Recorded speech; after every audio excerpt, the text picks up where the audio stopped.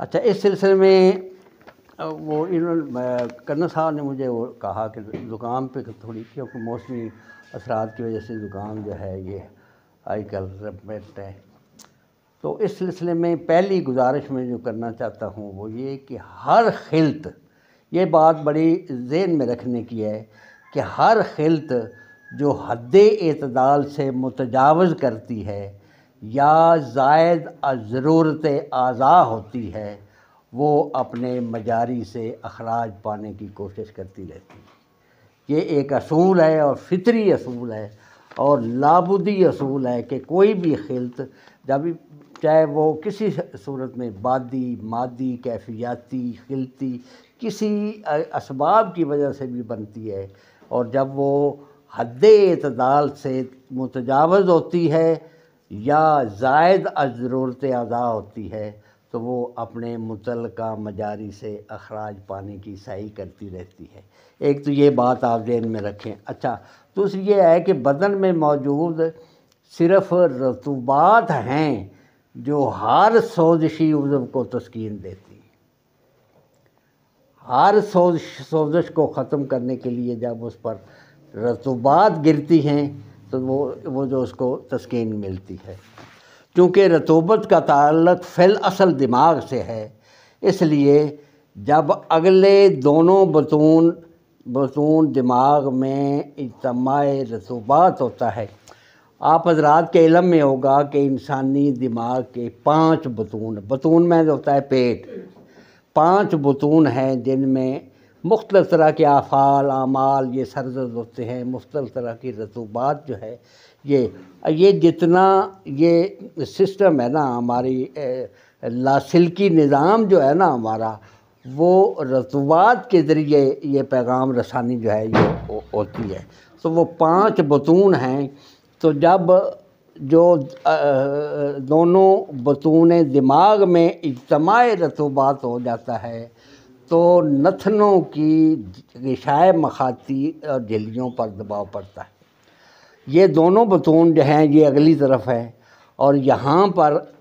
جب یہ غشائے مخاطی جو ہے یہ ساری ریپ کیے ہوا ہے اسے نتنوں تک،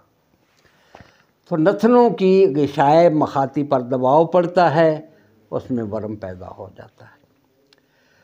اور رطوبتی مواد نتنوں کی طرف بہاؤ کرتا ہے، اسی کا نام زکام ہے۔ زکام کی جو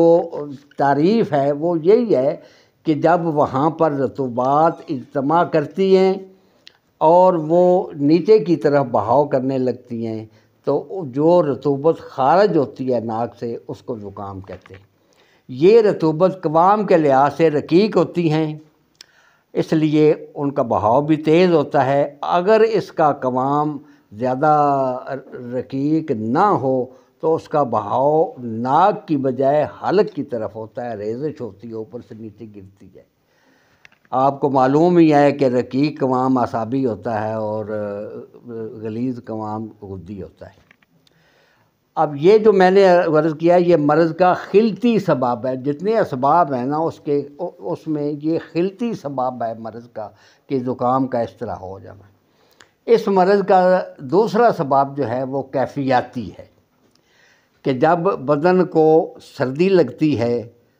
تو شریانیں سکڑ جاتی ہیں،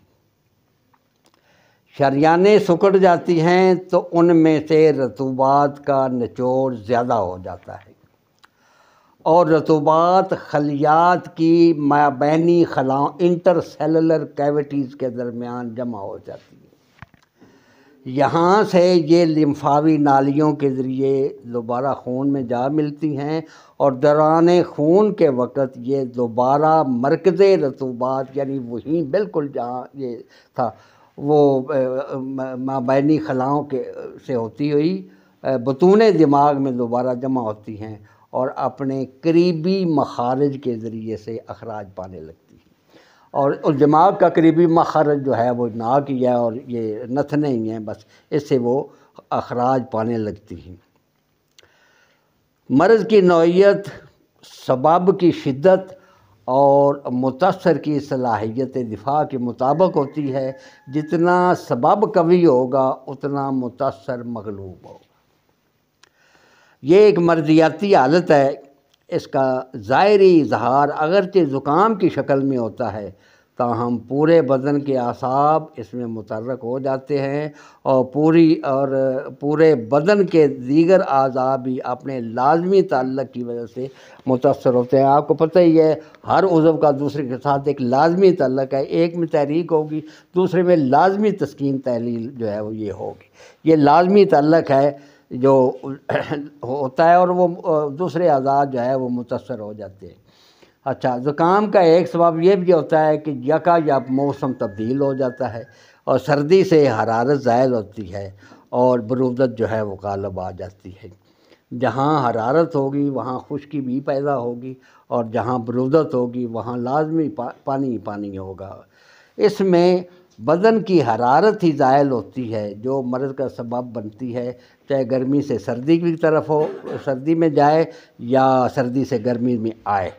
دونوں صورتوں میں حرارت زائل ہوتی ہے۔ حرارت زائل ہوگی تو رطوبات جو ہیں وہ ان کنٹرول جو ہے وہ ہوں گی اور خارج ہونی شروع ہو جائیں گی۔ اس میں بدن کی حرارت ہی زائل ہوتی ہے جو مرض کا سبب بنتی ہے۔ بعض اوقات یہ بھی ہوتا ہے کہ کوئی بیرونی خراش کنندہ کوئی مہیج اعصاب کی حساسیت کو متاثر کرتا ہے تو رطوبات اس کے تہیج کو رفع کرنے کی کوشش کرتی ہیں اور یہ بھی ایک زکام کی صورت میں ہونی شروع ہو جاتی ہے۔ جیسے کوئی بھی تیز مادہ اگر صعود کرنے کی کوشش کرتا ہے انسانی نتھنوں میں، دماغ میں، اعصاب کی طرف، مرکزی اعصاب کی طرف، تو اس وقت وہ پانی بھی آنے لگتا ہے، وہ چھینکیں بھی آنے لگتی ہیں، یہ بھی اس کی ایک شکل ہوتی ہے۔